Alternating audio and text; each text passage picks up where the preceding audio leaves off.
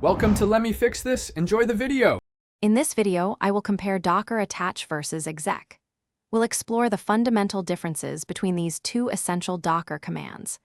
Understanding when and how to use each one effectively can significantly streamline your container management workflows. We'll cover their distinct functionalities, typical use cases, and key considerations to help you make the best choice for your specific needs. Docker attach allows you to connect directly to the main process running inside a container. Imagine you have a web server running as the primary process. Attaching lets you see its logs and interact with it as if you were inside the container's console. This command is particularly useful for observing the initial startup or the continuous output of a single foreground application. However, remember that exiting the attach session might stop the container if the main process terminates.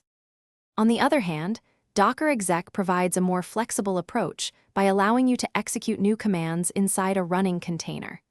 This means you can run a shell, inspect files, or install utilities without affecting the container's primary application.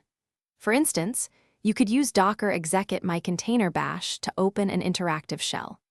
This command is incredibly powerful for debugging and performing maintenance tasks, as it operates independently of the container's main process. So, when should you use which? If your goal is to directly observe or interact with the main application that the container was designed to run, then Docker attach is your command. However, if you need to perform a separate task, like debugging, installing a package, or running a quick script, without disturbing the main process, then Docker exec is the superior choice. Each command serves a distinct purpose, offering powerful ways to manage your containerized applications. Thanks for watching. If you found this helpful, don't forget to like and subscribe.